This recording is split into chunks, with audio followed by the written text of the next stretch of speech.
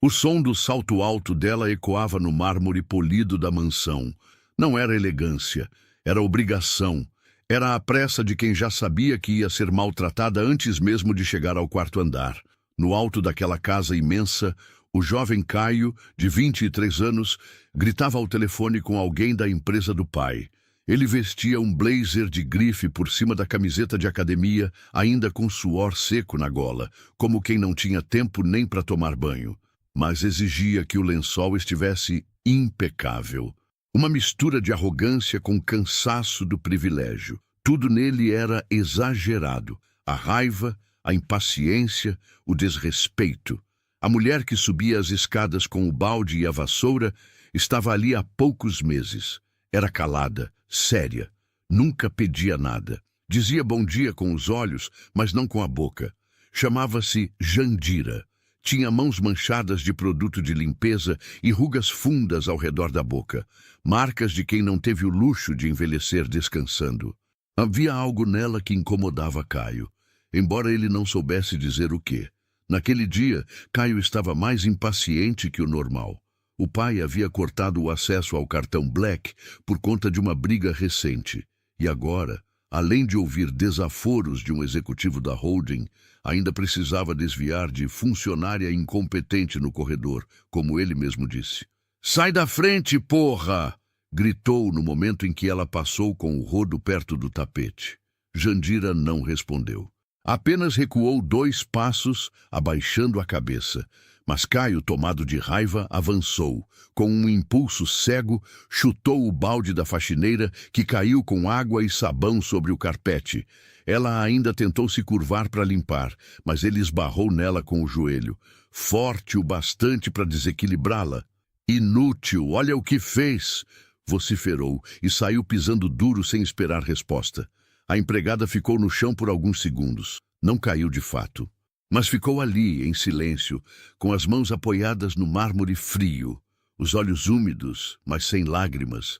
O motorista da casa, que viu tudo da porta da garagem, se aproximou com discrição.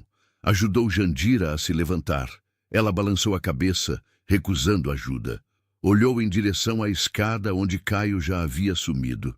"Isso vai passar", murmurou ela quase num sussurro. "Eu aguentei coisa pior por ele. Eu aguento mais um pouco." Mas ninguém ali entendeu o que ela quis dizer. Ninguém ali imaginava que aquela mulher, vestida de uniforme e invisível aos olhos dos ricos, era mais parte daquela família do que o próprio filho sabia. Na mansão dos Brandão, silêncio era uma regra não escrita. Tudo era abafado por paredes espessas, portas duplas e segredos antigos. O bilionário Celso Brandão, aos 69 anos, já não comandava mais reuniões, nem era visto nas capas de revistas. Mas sua presença ainda era sentida em cada canto da casa. E mais ainda, no medo que seus filhos tinham de decepcioná-lo. Caio era o mais novo e o mais rebelde. Criado com tudo do bom e do melhor, ele parecia incapaz de compreender o valor das coisas, muito menos das pessoas. Jandira conhecia aquela casa antes de ele nascer. Já havia visto o jardim ser refeito 5 vezes, a fachada mudar de cor 3. Viu os funcionários irem e virem. Viu os filhos crescendo, afastando-se do pai, se tornando versões cada vez mais opacas do homem que um dia ela conheceu. Naquela noite, depois da cena no corredor, Jandira não desceu para jantar com os demais funcionários. Ficou sentada atrás da lavanderia, num canto onde o som da TV da Copa não chegava. Tinha um caderno antigo no colo, um caderno de capa azul, já encardido pelo tempo. Lá dentro, guardava recortes de jornal, desenhos infantis e bilhetes que ninguém nunca leu. Pegou um deles, tremendo um pouco. "Para a moça da cozinha, te amo até o céu." C era uma letra infantil, um papel amassado de lancheira. Ela sorriu com os olhos marejados, como se aquele pedaço de papel fosse mais valioso do que qualquer anel de brilhantes. Enquanto isso, Caio desabafava com a irmã mais velha por mensagem. Dizia que não aguentava mais o pai, que estava sufocado, que ninguém ali o respeitava, que sentia que estava sendo testado o tempo todo. Você não é testado, Caio. Você é protegido, respondeu a irmã de forma seca. Caio jogou o celular no sofá com raiva, desceu até o jardim, fumou escondido atrás da garagem. E foi aí que viu a faxineira passando em silêncio, com uma toalha velha no ombro, indo em direção ao quartinho dos fundos. Por um momento ele quis pedir desculpa. Algo no jeito dela mexeu com ele, mas logo descartou a ideia. Na cabeça dele, ela era só mais uma funcionária. E funcionários não choram, não têm passado, nem história, são peças. Mal sabia ele que aquela peça conhecia mais sobre a história dos Brandão do que qualquer parente de sangue. E mais, Jandira sabia de coisas que, se reveladas, seriam capazes de desmontar toda aquela estrutura de poder construída com dinheiro, silêncio e conveniências. Mas ela não queria vingança. Pelo menos não ainda. Ela queria que ele a enxergasse. Só isso. O amanhecer seguinte trouxe um silêncio mais pesado que o normal. O céu estava encoberto e as janelas da mansão refletiam apenas o cinza do dia. No café da manhã, Celso Brandão sentou-se à cabeceira da mesa com seu jornal dobrado. Ele não lia, só fingia. O olhar ia para o nada, como se esperasse que alguém dissesse o que fazer com o próprio passado. Caio entrou sem camisa, ainda sonolento, e serviu suco como se nada tivesse acontecido. "Dormiu bem?" perguntou o pai, sem levantar os olhos. "Na medida do possível", respondeu o filho, se jogando na cadeira. Celso percebeu um tom atravessado na voz do filho, mas escolheu ignorar. Estava cansado demais para mais uma briga. Tinha outras preocupações, entre elas o sumiço recorrente da faxineira, que agora andava mais calada do que o normal. Jandira, por sua vez, limpava a sala de troféus, um lugar onde fotos emolduradas, medalhas esportivas e condecorações empresariais se empilhavam como memórias frias. Parou diante de uma foto de Caio aos 4 anos, no colo do pai, ambos sorrindo. Celso ainda tinha cabelo escuro na época. Caio vestia uma fantasia de astronauta. Ela tocou a moldura com cuidado. "Eu que tirei essa foto", murmurou baixinho. Um vulto apareceu na porta. Era o jardineiro, seu Valdemar, que trabalhava na mansão há mais de 20 anos. Ele carregava uma caixa de ferramentas, mas parou ao vê-la ali emocionada. "Ainda mexe com você, né?" disse ele, baixando a voz.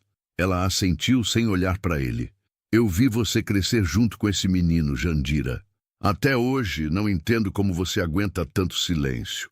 Ela respirou fundo e respondeu: "Porque esse silêncio é tudo que me deixaram." Valdemar apertou os lábios, segurando o que queria dizer. Havia uma dor nos olhos dela que ele já conhecia. Uma dor que não cicatriza. A de quem foi arrancado de algo que amava. Ou de alguém. No andar de cima, Caio revirava documentos no escritório do pai.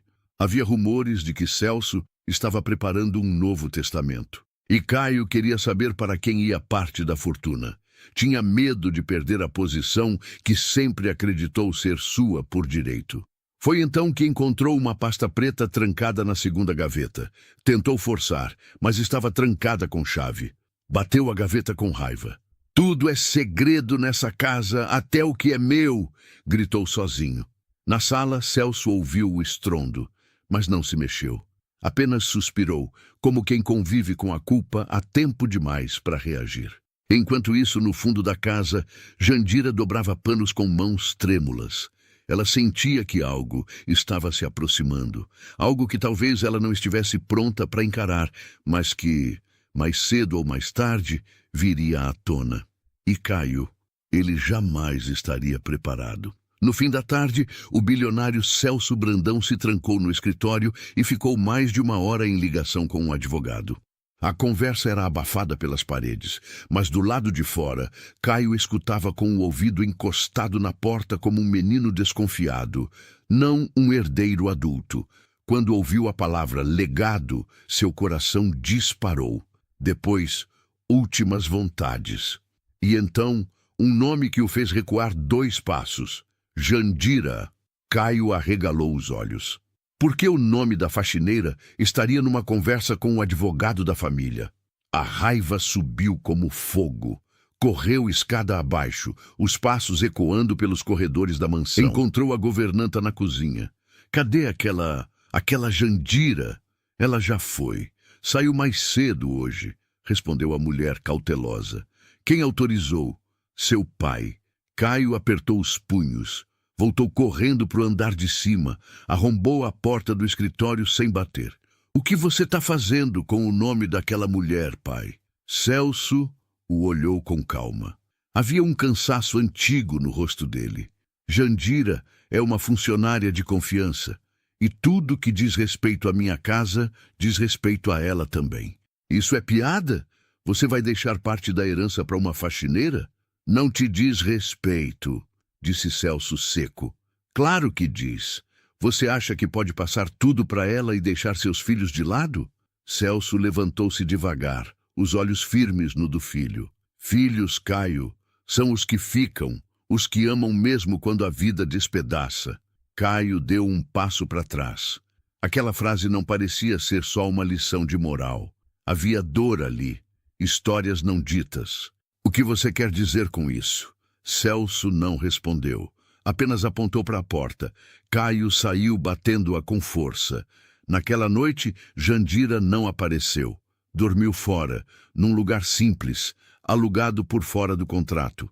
Tinha guardado dinheiro o suficiente para manter distância caso precisasse.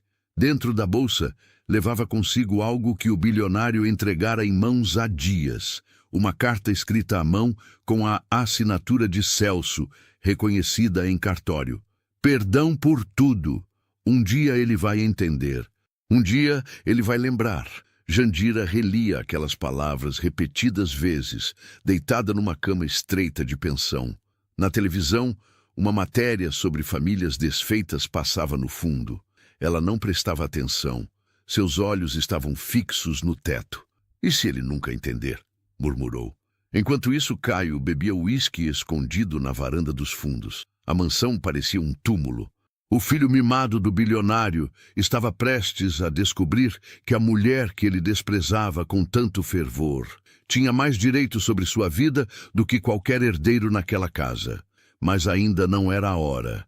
Ainda faltava um último empurrão do destino. 2 dias se passaram. Jandira não apareceu para trabalhar. Nenhuma explicação, nenhuma mensagem. A governanta tentou contato, sem sucesso. Celso permaneceu em silêncio. E Caio...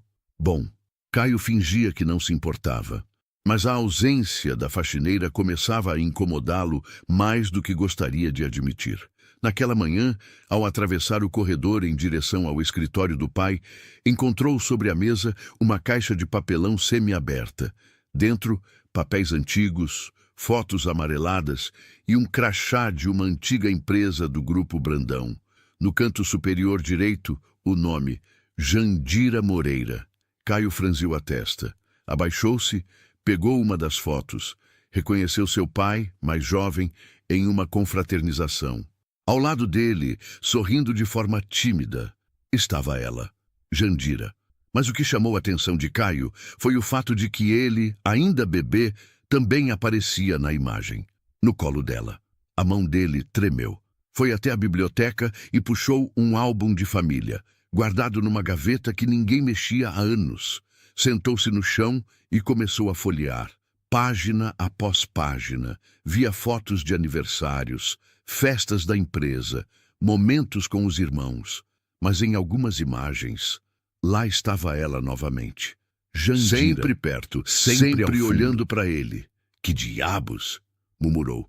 Na última página do álbum, havia um envelope colado com fita adesiva. Estava amarelado e com a letra de Celso na frente. Não abrir antes da hora certa. Caio arrancou o envelope e, sem pensar 2 vezes, rasgou. Dentro, um bilhete. Filho, se você está lendo isso, é porque não consegui te contar olhando nos seus olhos.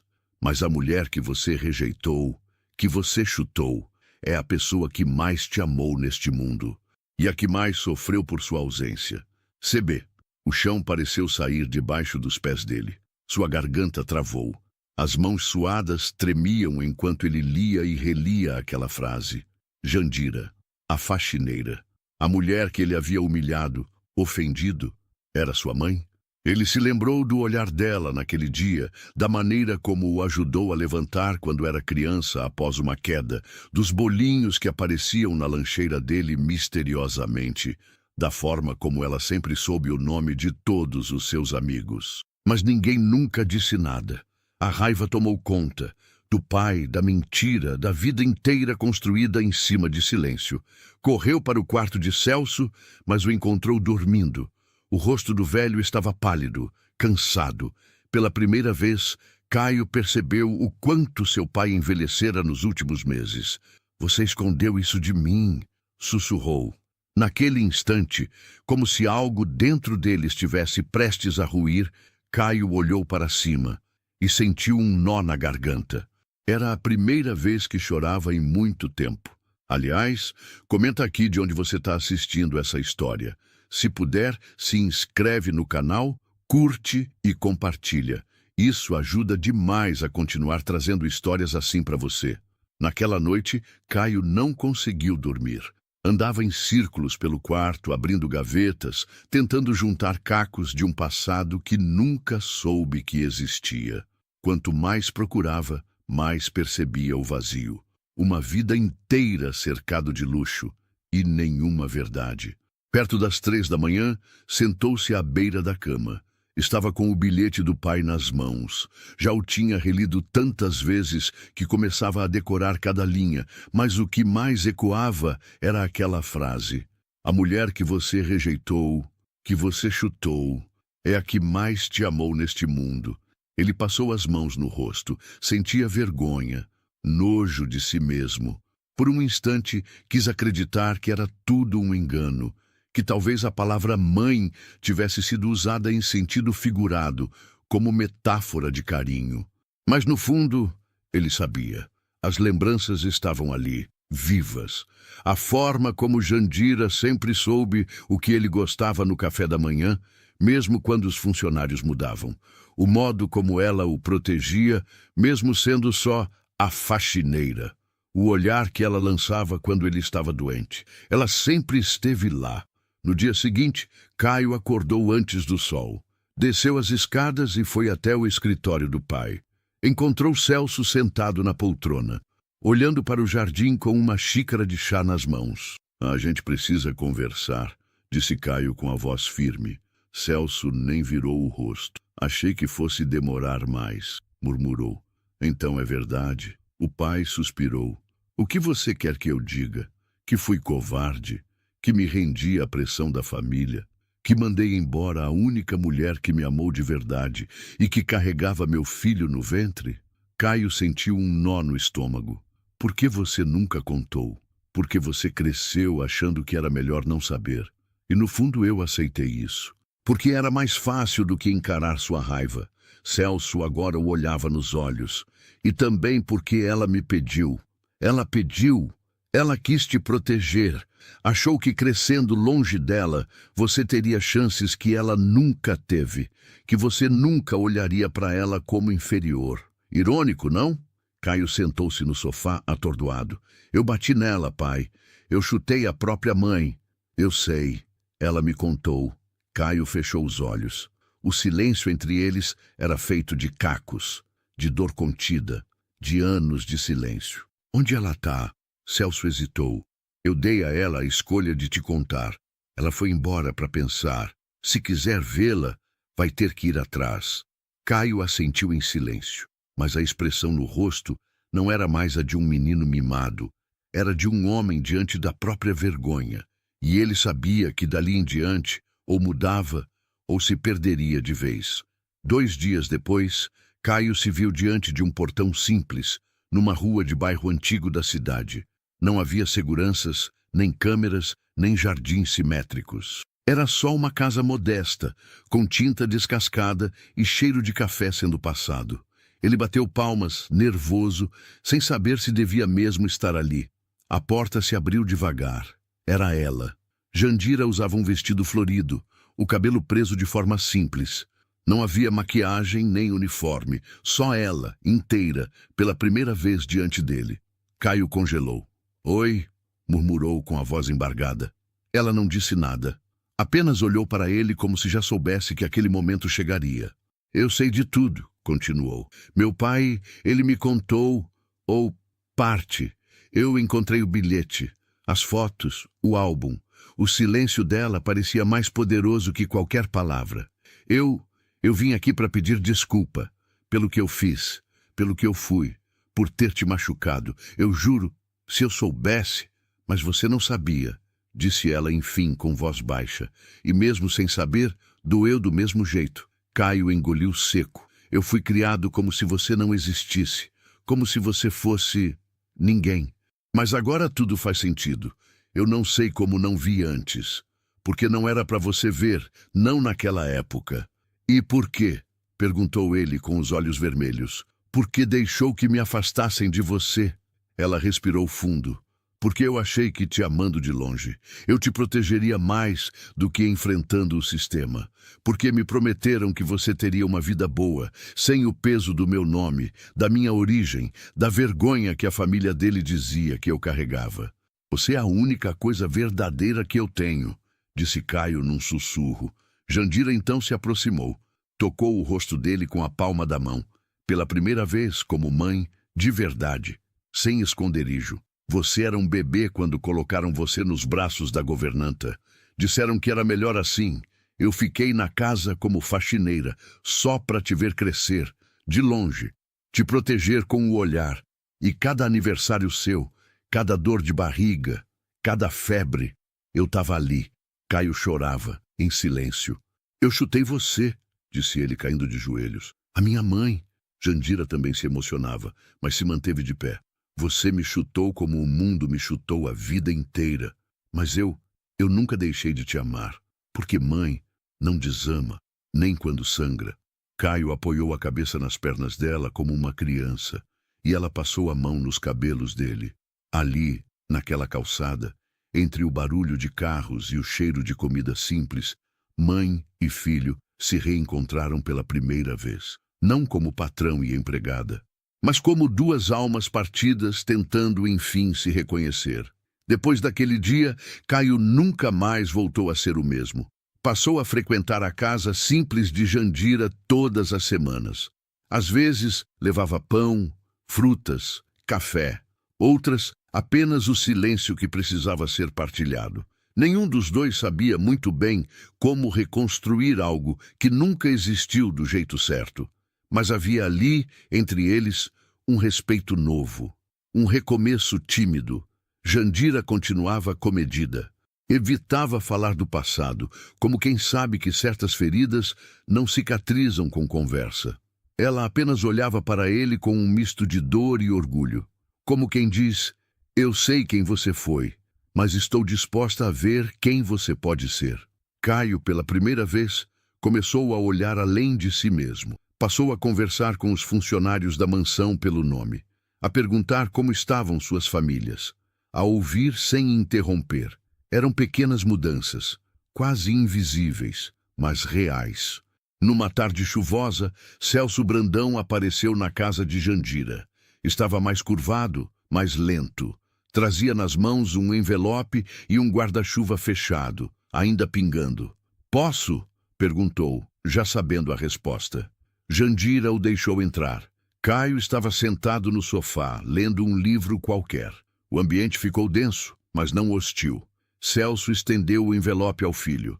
Aqui está o Novo Testamento. Já está assinado, registrado. Metade do patrimônio será transferido à sua mãe. Caio olhou para o envelope, mas não o pegou. Eu não vim aqui por dinheiro, pai. Eu sei, respondeu Celso, mas é o mínimo. Jandira permaneceu calada. O velho empresário sentou-se numa cadeira de madeira com dificuldade. Olhou para a mulher que um dia amou e que deixara ser tratada como invisível por tanto tempo. Me perdoa, disse ele com os olhos marejados, por tudo, por ter deixado você viver como sombra enquanto eu fingia luz. Ela não respondeu. Mas seus olhos disseram mais do que palavras permitiriam. Caio observava aquilo como quem assiste a um filme da própria vida sendo reeditado diante dos próprios olhos. Algumas semanas depois, Jandira apareceu na mansão. Pela primeira vez, sem uniforme. Usava uma roupa simples, porém bonita. O cabelo solto. Era uma visita, não mais uma funcionária. Os empregados se entreolharam. Uns sorriam, outros não sabiam como reagir. Mas ninguém ousou dizer nada, porque naquele dia ela atravessou os corredores como dona da própria história. Na biblioteca, Caio aguardava com um buquê de flores pequenas. "Feliz aniversário atrasado, mãe", disse ele, estendendo as flores com mãos trêmulas. Ela sorriu. Era a primeira vez que ouvia aquela palavra sair da boca dele. Mãe, aquela palavra que lhe fora negada por mais de 20 anos. Agora soava como música, e pela primeira vez ela se permitiu acreditar que ainda havia tempo. A história de Caio e Jandira não virou manchete de jornal, nem saiu em coluna social. Mas dentro daquela casa onde o silêncio reinou por tantos anos, algo mudou para sempre. O jovem arrogante que humilhou a própria mãe sem saber, agora a chamava pelo nome que ela sempre mereceu ouvir. Mãe. Não com facilidade, nem com perfeição, mas com sinceridade. E isso era tudo o que ela precisava. Celso Brandão, por sua vez, passou os últimos meses de vida mais quieto do que nunca. Ao lado de Jandira, assistia ao próprio passado sem filtros. Não buscava redenção pública, apenas desejava ir embora deste mundo com menos peso nas costas. Quando partiu, meses depois, deixou para trás mais do que herança. Deixou um acerto silencioso com a própria consciência. Jandira optou por não viver na mansão. Preferiu seguir em sua casa simples, com seu cheiro de café fresco e suas plantinhas na varanda. Mas agora, com visitas regulares de um filho que aprendeu, tardiamente, a olhar nos olhos. Caio passou a apoiar instituições que acolhem mães solo, especialmente mulheres que, como Jandira, foram apagadas da própria maternidade por interesses maiores que o amor. Nunca falou publicamente sobre sua história, mas em cada gesto tentava reescrever o que não podia ser desfeito. Ele sabia que nunca apagaria o momento em que a chutou, mas também sabia que toda história tem dois começos. O que a vida escreve por você e o que você escolhe reescrever com o que aprendeu. E naquele jardim silencioso, onde antes Caio gritava com empregados, agora ele caminhava ao lado da mãe, ajudando-a a colher flores que antes passava por cima. Às vezes a vida não te dá uma segunda chance, mas quando dá, é covardia desperdiçar. Se essa história tocou o seu coração de alguma forma, me diz aqui nos comentários. Você acha que toda mãe merece perdão? E você? Perdoaria alguém que escondeu uma verdade como essa por toda uma vida? Se puder, curta esse vídeo, compartilhe com alguém que precisa ouvir isso e se inscreva no canal para receber mais histórias reais, humanas e profundas como essa. Obrigado por ficar até aqui. Velho inútil, sai da frente! O grito ecoou pela Avenida Paulista numa manhã abafada de sábado. As pessoas que passavam desaceleraram. Algumas pararam, outras fingiram que não ouviram. Um idoso de roupas simples, camisa de algodão amarelada pelo tempo e um chapéu de palha desbotado, mal teve tempo de se apoiar na bengala antes de sentir o chute que o jogou contra o chão duro da calçada. O agressor era Vinícius Guimarães, 32 anos, filho único de um dos empresários mais ricos de São Paulo. Saía de um carro importado recém-estacionado, em frente a uma cafeteria luxuosa. Usava camisa de grife, relógio suíço de ouro no pulso e a arrogância estampada no rosto. Nem percebeu, ou não se importou, que dezenas de olhos se voltaram para ele no mesmo instante. Aprende a andar, velho. Tá atrapalhando a calçada. Vinícius cuspiu as palavras, ajeitando a gola como se nada tivesse acontecido. No chão, o idoso gemeu baixinho. Sua bengala rolou até a sarjeta. Um grupo de jovens na fila da cafeteria riu em deboche. Outros sacaram celulares para filmar. Uma senhora exclamou indignada: Que falta de respeito! Mas ninguém ousou enfrentar diretamente o rapaz que carregava no sobrenome mais poder do que muitos políticos. Vinícius abriu um sorriso torto para os amigos que o acompanhavam. Virou moda agora. Esses velhos ficam circulando por aqui parecendo mendigos. Se querem andar devagar, que fiquem em casa. O idoso levantou a cabeça devagar. Seu olhar encontrou por um segundo a câmera de um celular que gravava a cena. Nos olhos marejados havia um misto de dor, cansaço e algo mais profundo, uma decepção silenciosa, como se não fosse apenas o corpo que tivesse sido atingido, mas o coração. Vinícius não percebeu, mas aquele homem não era um desconhecido qualquer. Por trás da barba mal feita, da pele propositalmente envelhecida com maquiagem e das roupas simples, estava o próprio pai, Augusto Guimarães, 68 anos, fundador do império que sustentava cada luxo do filho. Augusto havia se preparado durante semanas para aquele momento. Criara o disfarce com a ajuda de um amigo do teatro, ensaiara cada gesto de idoso cansado. Queria ver com os próprios olhos o que os boatos diziam. Que o filho, criado com tudo do bom e do melhor, tratava pessoas comuns como lixo.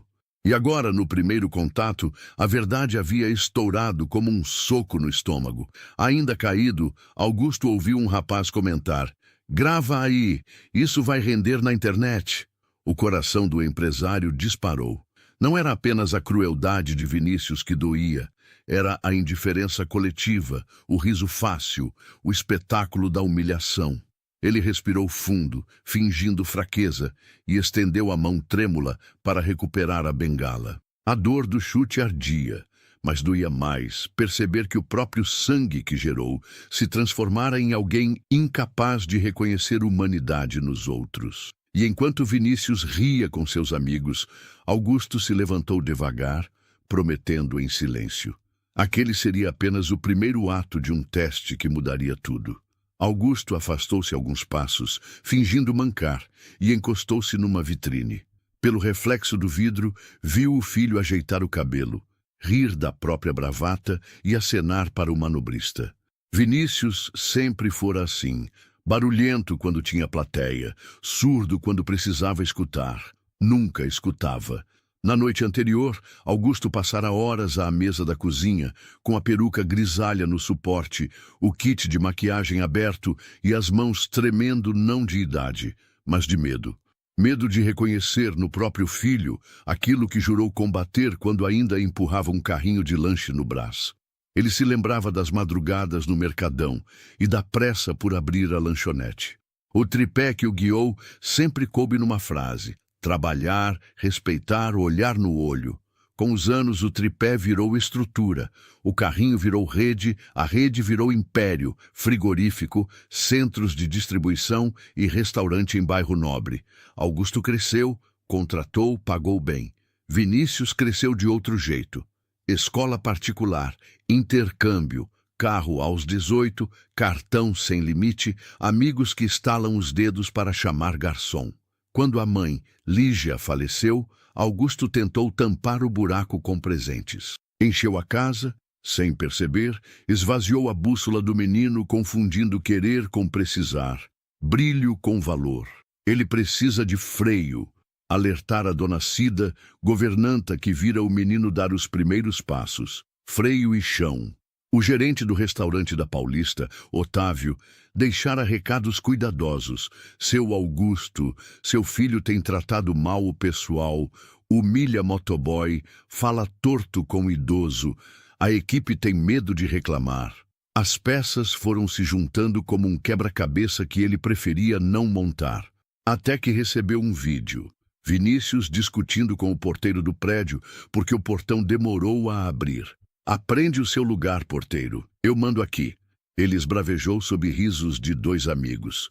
Foi ali que Augusto decidiu testar por si mesmo. Com Miguel, cenógrafo da Vila Madalena, colou próteses discretas, manchou as mãos com pigmento, tingiu as sobrancelhas e pegou roupa de brechó na Teodoro.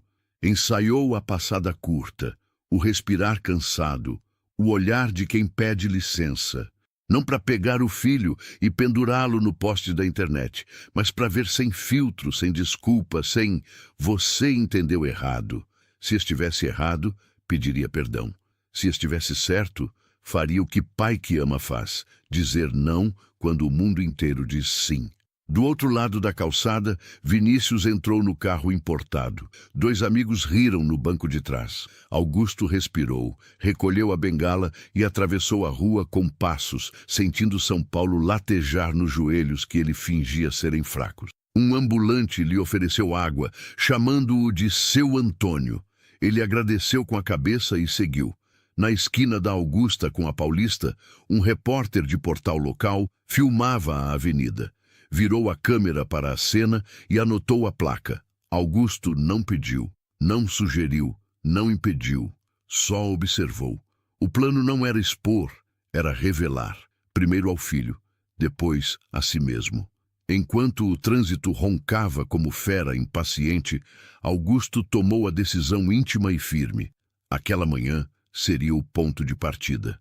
Se Vinícius escolhesse continuar chutando para baixo, o chão o receberia, e não seria macio.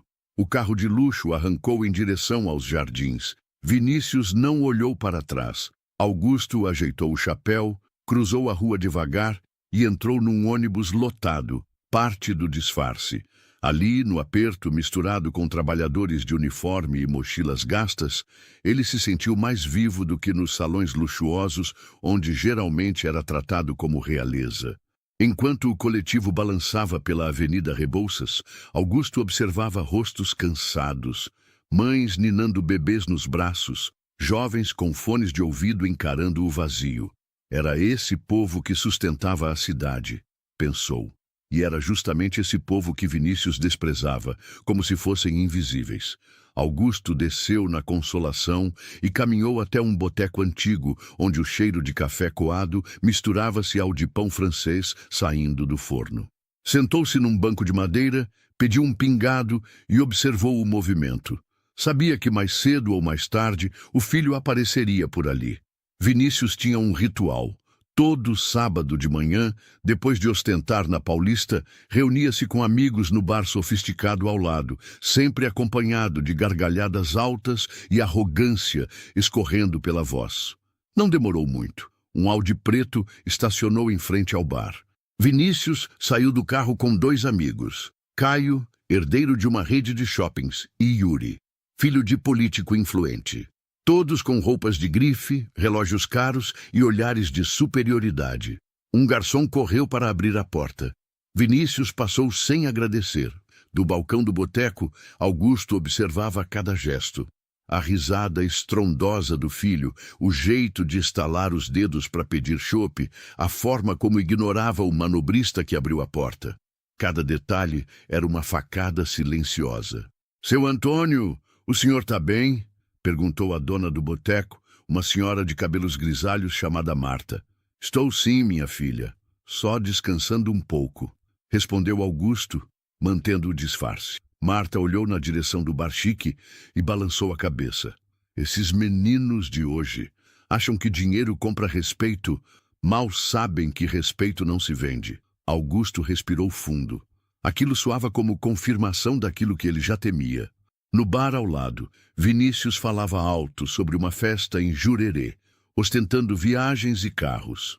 De repente, um garçom deixou cair uma taça no chão. O som do vidro estilhaçando cortou o ambiente.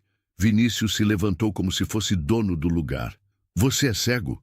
Sabe quanto custa uma taça dessa? Mais do que o seu salário do mês, miserável." O bar ficou em silêncio constrangido. O garçom abaixou a cabeça, recolhendo os cacos com as mãos. O sangue escorreu de um corte no dedo. Vinícius apenas riu e voltou para a mesa. Augusto apertou a bengala com força. O filho não apenas falhava em compaixão, mas parecia sentir prazer na humilhação alheia. O velho empresário compreendeu que a queda de Vinícius não poderia mais ser apenas um risco, era uma necessidade.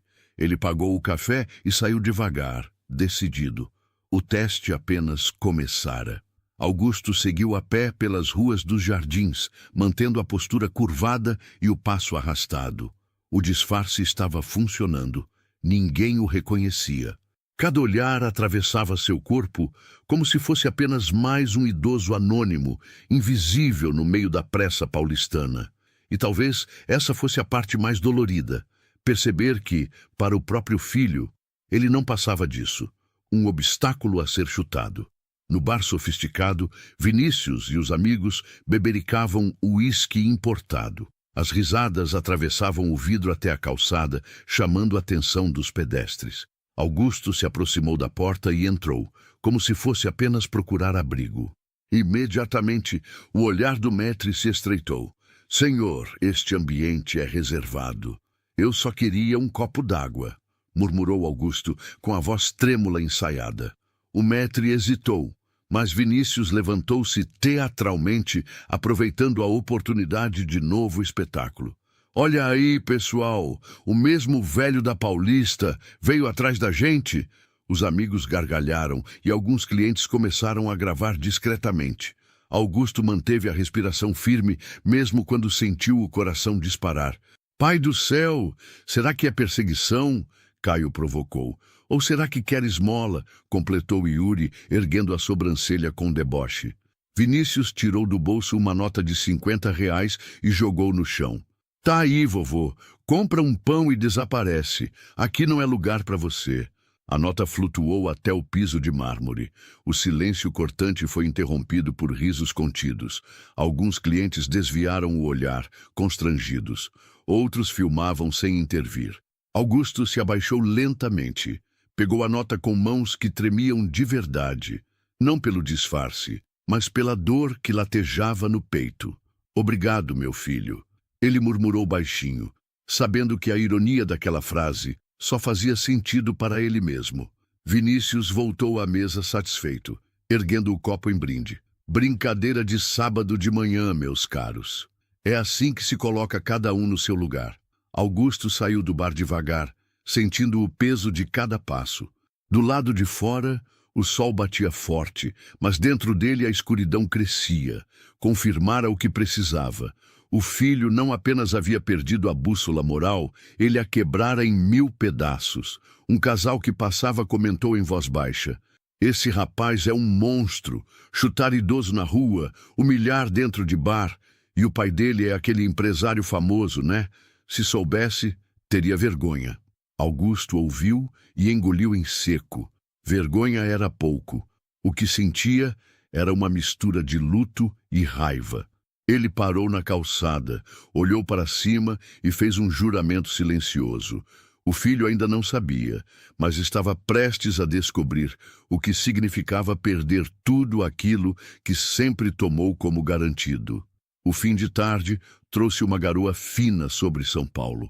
Augusto, ainda sob o disfarce, caminhava pela rua Oscar Freire, onde vitrines brilhavam com roupas que custavam mais do que o salário de um trabalhador inteiro. Vinícius e os amigos saíam do bar aos risos, sem se importar com a chuva que encharcava o resto da cidade. «Hoje foi memorável, hein?» Caio ria alto. «Esse velho virou atração do sábado. Vai bombar nos stories», completou Yuri, balançando o celular. Vinícius abriu o aplicativo e, com a naturalidade de quem não enxerga consequências, postou o vídeo do chute. Legenda: «Lugar de velho é em casa, não na Rua dos Ricos». Em minutos, curtidas e comentários começaram a pipocar. Alguns aplaudiam, outros criticavam, mas todos falavam dele. Para Vinícius, isso era o que importava: ser assunto, mesmo que pela crueldade. Do outro lado da rua, Augusto sentiu o estômago embrulhar. Vira muita coisa em décadas de trabalho duro, mas nada se comparava à dor de presenciar o próprio filho usando a maldade como palco. Naquela noite em casa, tirou o disfarce em frente ao espelho. A maquiagem borrada misturava-se às lágrimas. Pela primeira vez, admitiu em voz alta: «Meu filho virou meu maior fracasso». O empresário, porém, não era homem de desistir.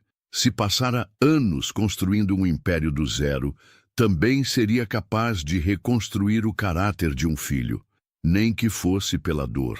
E aqui, você que está assistindo, eu preciso te perguntar: o que você faria se fosse esse pai?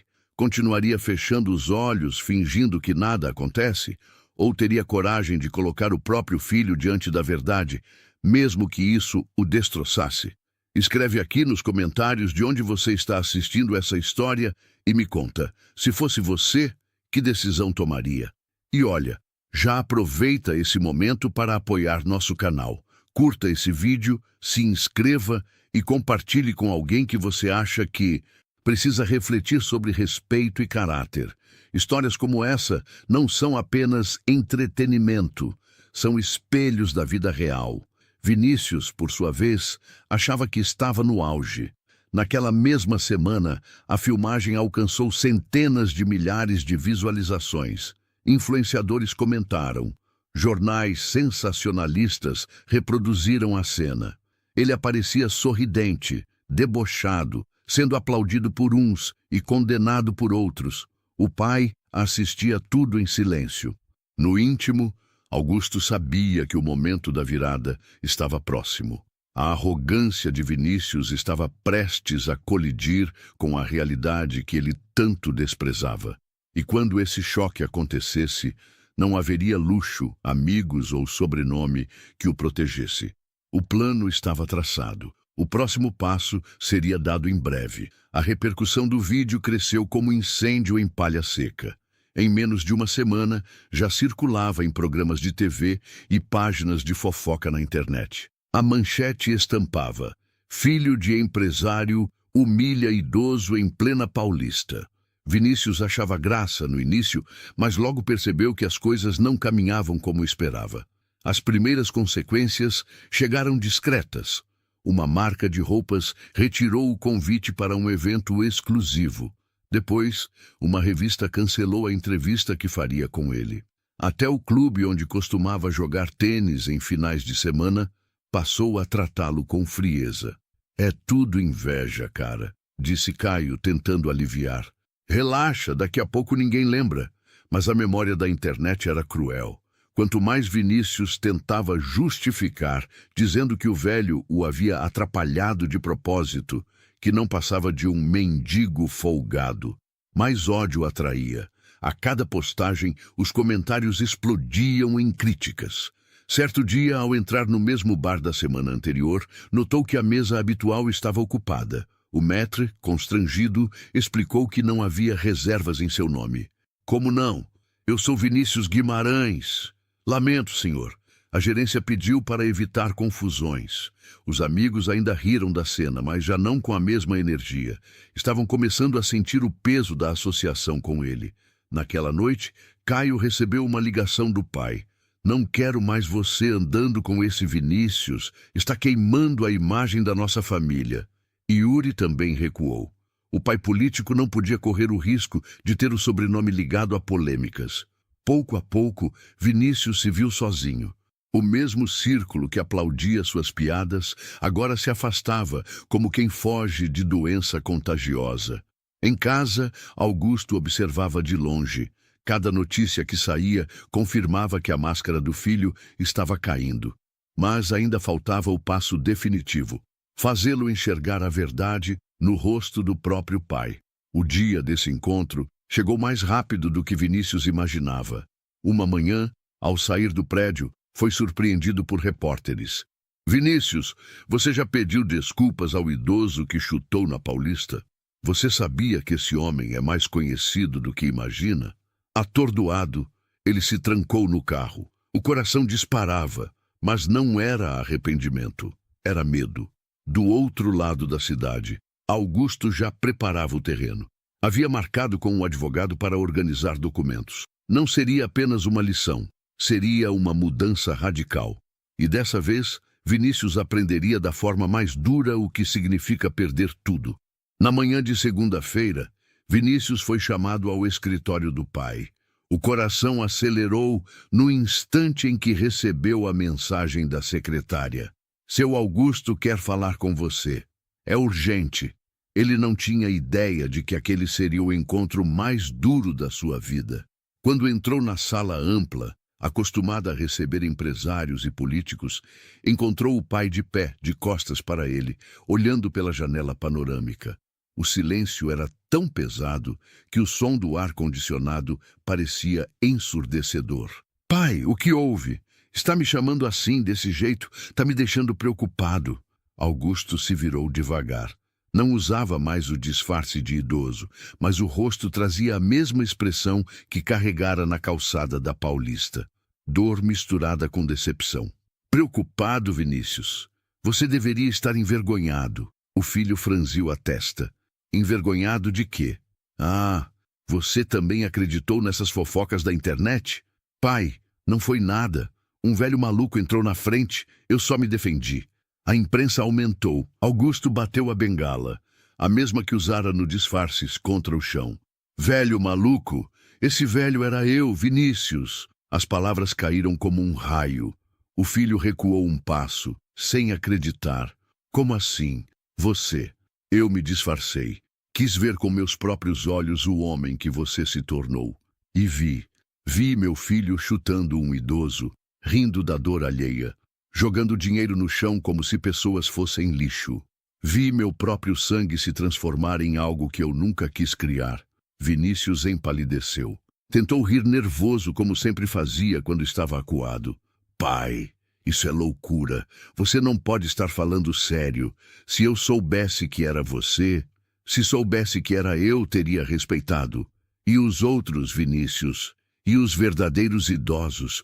E os trabalhadores que você humilha todo dia? Eles não merecem respeito porque não têm o meu sobrenome? O silêncio tomou conta da sala. O filho não tinha resposta. Seu olhar vacilava entre o chão e o pai, como um menino pego em flagrante. Eu me matei de trabalhar para construir tudo isso, continuou Augusto, a voz embargada. E dei a você não só conforto, mas também exemplo. Achei que estava te preparando para ser um homem de caráter, mas criei um monstro mimado, incapaz de enxergar a humanidade em quem não veste roupa de grife. Vinícius tentou se aproximar, mas Augusto ergueu a mão, firme. Não adianta pedir desculpa agora. Suas palavras não valem nada. A partir de hoje, sua vida muda, e muda radicalmente. E o filho engoliu em seco. Pela primeira vez, entendeu que o pai não estava apenas decepcionado, estava decidido. Augusto caminhou até a mesa de mogno, abriu uma pasta de couro e empurrou-a em direção ao filho. Os olhos de Vinícius tremiam de ansiedade, mas ao folhear os documentos, o desespero tomou conta. O que é isso, pai? É a sua nova vida, respondeu Augusto seco. Você está oficialmente fora da diretoria. Não tem mais cargo, não tem mais cartão corporativo, não tem mais apartamento de luxo nem motorista. A partir de hoje, vai trabalhar na base da empresa. Vai aprender o que significa começar de baixo. Vinícius arregalou os olhos. Você enlouqueceu? Eu? Trabalhar na base? Eu tenho MBA, diplomas, contatos. Não posso. Pode. E vai. Já providenciei sua transferência para o setor de entregas. Bicicleta, uniforme, salário mínimo. Quero ver se você tem coragem de encarar a vida que sempre desprezou. O filho riu nervoso, tentando transformar em piada. Pai, isso é ridículo. Eu não vou me rebaixar a esse ponto. As pessoas vão rir de mim. E quantas pessoas você já fez rir da desgraça alheia, Vinícius? Quantos garçons, porteiros, idosos? Agora chegou sua vez. Vai provar do mesmo veneno que espalhou. O silêncio que se seguiu foi pesado. Vinícius se sentou, apoiando a cabeça nas mãos. Pai, eu não sei viver sem tudo isso. Então aprenda. O que te sobra agora é só o essencial. Teto simples, comida básica e a chance de mudar, se quiser. Na mesma tarde, seguranças o acompanharam até o apartamento de cobertura. Malas foram feitas em minutos. Relógios caros, roupas importadas, tudo recolhido como se nunca tivesse pertencido a ele. O destino, um quarto modesto em um bairro popular da Zona Leste. O choque foi brutal. O piso de cimento queimado substituía o mármore. A cama de casal deu lugar a um colchão fino. A vista panorâmica virou janelas enferrujadas de vizinhos pendurando roupas. Naquela noite, Vinícius andava de um lado para outro, incapaz de aceitar. Ligou para Caio. Cara, você precisa me ajudar. Meu pai pirou, tirou tudo de mim. Do outro lado da linha, silêncio constrangido.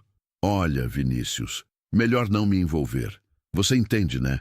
Meu pai não quer meu nome associado a esse escândalo. A ligação caiu. Vinícius tentou Yuri. Amigo, eu tô ferrado. Preciso de um lugar para ficar, pelo menos até resolver. Vinícius, você sabe que te considero. Mas a política é cruel. Meu pai tá furioso. Não dá. Melhor cada um seguir o próprio caminho. 2 telefonemas bastaram para a ficha cair. Os amigos, os mesmos que riram junto com ele nas humilhações, haviam desaparecido. Agora era só. Na janela do quarto simples, ouviu o barulho de cachorros, o cheiro de comida caseira vindo da vizinha. Um mundo que sempre ignorou se impunha diante dele. E pela primeira vez em muito tempo, Vinícius sentiu medo do futuro. A segunda-feira amanheceu nublada. Vinícius acordou no colchão fino, com as costas doloridas e a mente latejando. O despertador tocou às 5:30 da manhã. Do lado de fora, buzinas e vozes de trabalhadores já enchiam a rua. Vestiu o uniforme amarelo que parecia feito de pano áspero. O crachá com seu nome, Vinícius Guimarães, entregador, parecia zombar da vida que perdera. No depósito da empresa, foi recebido com risos disfarçados dos funcionários. Todos sabiam quem ele era, ou melhor, quem ele tinha sido. O supervisor, um homem robusto chamado Arnaldo, não poupou ironia. Olha só, o príncipe virou plebeu. Aqui não tem chofer, garoto. Aqui é pedal e suor, entendeu? Vinícius apenas assentiu, engolindo em seco. Recebeu uma bicicleta surrada, sem marcha, pneus gastos. Cada pedalada era um lembrete de que o sobrenome não carregava mais privilégios. O vento frio cortava o rosto e o suor logo escorria pela testa. Na primeira entrega, subiu 3 lances de escada carregando a mochila térmica. Uma senhora abriu a porta e o olhou com estranhamento. Você não é aquele rapaz da televisão? O que chutou o idoso? O sangue gelou. Sou eu, senhora, murmurou, sem coragem de encarar. Ela pegou a marmita e respondeu seca. Pois então aprenda. A vida sempre A porta devolve. bateu. Vinícius desceu os degraus, sentindo o peso do julgamento, mais pesado que a mochila. Durante semanas, repetiu a rotina. Chuva, sol, trânsito.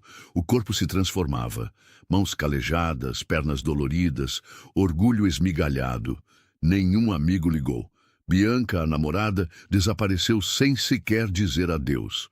O que restava era o silêncio das ruas e a indiferença dos clientes. Certa noite, sentado no quarto simples, ouviu risadas vindas da casa da vizinha. Uma família inteira reunida em torno de uma mesa modesta, partilhando arroz, feijão e frango. Pela janela, ele enxergou algo que nunca vira no luxo da cobertura. Alegria verdadeira.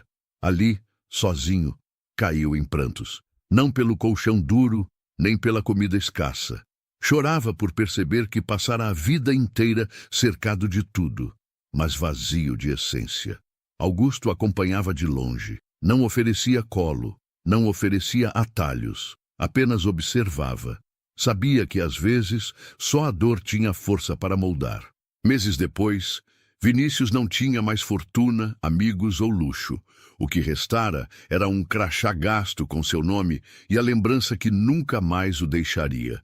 Ele havia chutado o próprio pai na frente de todos. Essa cena o perseguia de madrugada, em cada esquina, em cada olhar de desprezo que recebia. Na cidade, ninguém mais o tratava como filho de empresário. Agora, ele era apenas o homem que chutou um velho, e essa cicatriz, nenhuma herança conseguiria apagar. Augusto nunca devolveu os privilégios. Não havia segunda chance dourada, nem tapinha nas costas. Só o peso diário do trabalho duro e da solidão. E talvez essa fosse a maior punição, viver para sempre lembrando do dia em que desferiu o chute mais caro da sua vida.